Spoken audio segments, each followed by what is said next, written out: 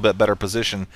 But, you know, I really do think that that the Zerg, if he continues to harass, he will be in an advantage. It just depends on how much pressure he decides to put on the Protoss player and where he decides to expand. Because I have a feeling that Lena is thinking, okay, you know, LiquidHayprO is just going to keep expanding, so I just need to keep going around the map, need to be on the ball the whole time, and pretty much just deal with these Mutalisks as, you know, static defenses, or just keeping units in the base, pretty much just enough to keep the Mutas from doing any permanent damage. Because, I mean, at this point, it's really his only choice. So, the Twilight Council is finally down. Don't have any blink technology on the way, though. You can see that his money is sitting in a pretty good position. However, he may just be saving it up just to warp in a whole bunch of units at once. He is still running off of just 4 gateways, though. Of course, I say that, and 2 seconds later he throws down a couple more. But the Mutalisks are retreating, and the Protoss force, it's pretty sizable, man. I'm not going to lie. This is a pretty beefy force in comparison to the Mutas. But, you know, it's all about how you use it, so to speak. And right now, Zerg is doing a pretty good job of just avoiding this, you know, roaming death squad on the map altogether.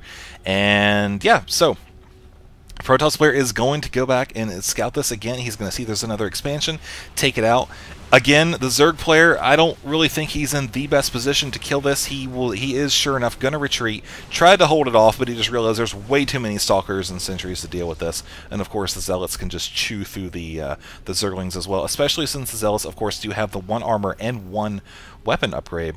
The Protoss player is continuing to throw down hallucinations. I think he's actually running 2 of them right now, so scouting around different places. Meanwhile, the Mutas are going to come back and try to make another run at the base, this time opting instead to go for the pylon.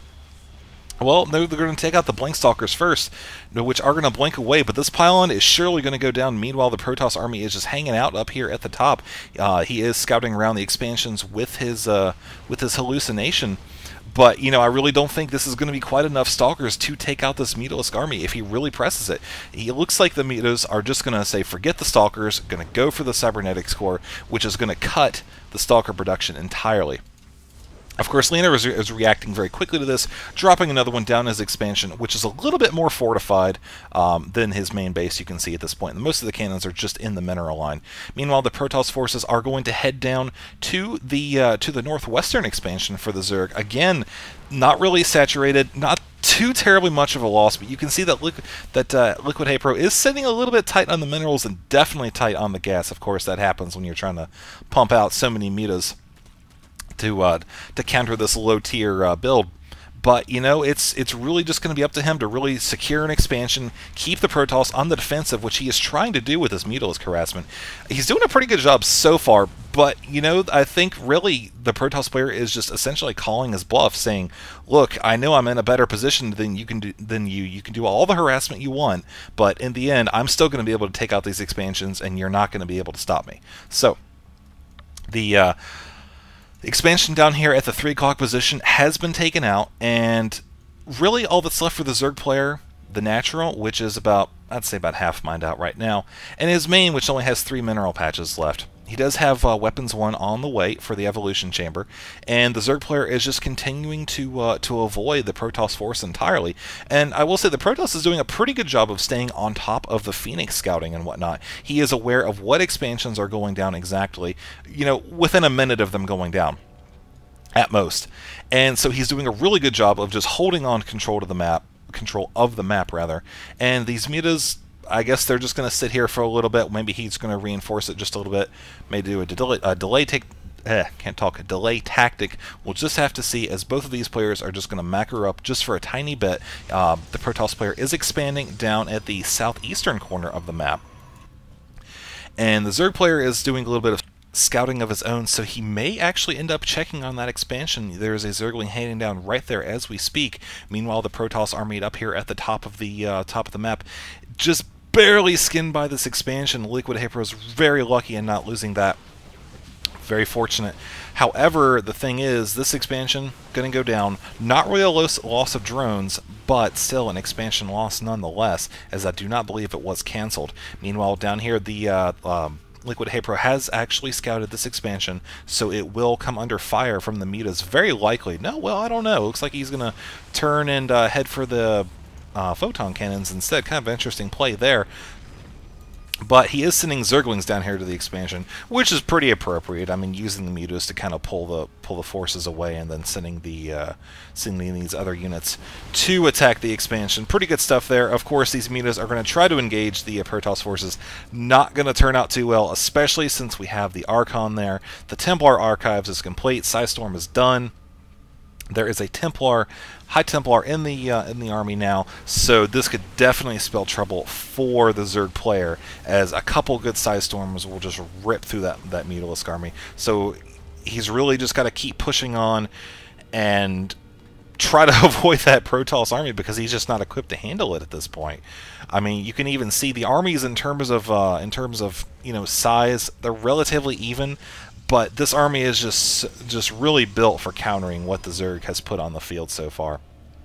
And I think he really knows that, so he's just going to continue to use mobility to his advantage, keep trying to expand, take as many as he can, and of course the Protoss, again, he's just doing a really good job of scouting around and keeping an eye on those expansions and responding to them fairly quickly.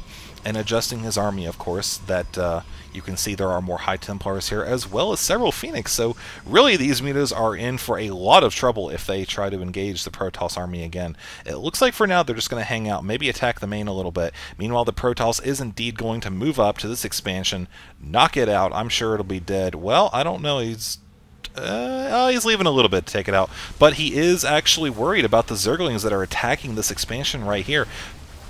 Very good idea, actually, to split up your forces just in this particular scenario to take out that expansion. Meanwhile, these mutas are actually doing a lot of damage to the Protoss base. I don't know what's going to happen at this point. You know, the Protoss did lose his pylon. All three of these Stargates are now unpowered. He is, of course, supply blocked. But the Zerg player, of course, he's losing expansions literally left and right. So at this point, it's anybody's guess as to what's going to happen. Not a lot in terms of income for either player. You can see they're both down below the income of one base equivalent. And this expansion is going to go down relatively quickly. Not a lot the Zerg player can do about that, but instead he is knocking out LenaPark's natural expansion, which does still have a lot of probes running off of it. The mutas are trying to take out the probes. The Protoss, meanwhile, is trying to move around the map, take out more expansions, knock out the economy, try to keep the Zerg from reinforcing as he's been doing. The Zerg making a pretty good play here, taking out the Cybernetics core to make sure there are no more units being warped in. And at this point, the Protoss player, I think he's like, you know what? Forget it. We're just going to start charging up here, and we might see a base race. I don't know if one of them is gonna fall back and try to kill the other. I don't know, but there's definitely one going on here as the Protoss forces are now attacking the Zerg natural. They're blinking in, trying to take some of the damage here for the Zealots. Meanwhile, the mutas are still trying to take out the Nexus down here. I think so far the Zerg player is really going to have to get this ball down here to the Protoss base if he really wants to have a shot at winning this. He might maybe throw some hidden bases down here. Of course, he does have expansion right here down at the 3 o'clock position of the map. The Protoss is continuing to just romp right through the Zerg army. However, he realizes that he is now in a little bit of trouble as this giant wave of Zerg approaches onto his high-yield expansion, which right now is the only income that he has left. And even the Protoss player is trying to warp in more cannons. He is still supply blocked, so this is an all-or-nothing fight right here. Don't see any Psystorms just yet, but the Nexus did go down, so the Zerglings are now going to run down here and keep attacking. Well, no, it looks like they're going to head back because they realize that you know, there's really not a lot that the Zerg player can do at this point. You can see that he is sending all of his Zerglings just past the Protoss forces right now, and there goes LiquidHayprO from the game. I think he realized that he was going to have to engage this force at some point, and he knows that he was not really in a position to win it. So that was probably the only option he had left. Although these High Templars were pretty far out of place, but I don't really think the Zerg player was in a good position to really do anything about that, as he didn't really have enough mutas to go in and snipe all of them quickly enough without the Protoss player responding. So that was it for LiquidHayprO. Pretty exciting game there towards the end, especially. I was kind of hoping that we'd see some sort of a base race. Sure enough, there it was. So I'm going to continue to cast games since this is BlizzCon weekend, and we need to get some epic StarCraft 2 games for all the fans that are not able to attend it. So, like I said, make sure you check out the Facebook page. Make sure you post some amazing pictures if you are at BlizzCon, and keep us all in the loop as to what is going on. So, anyways, I will see you guys later.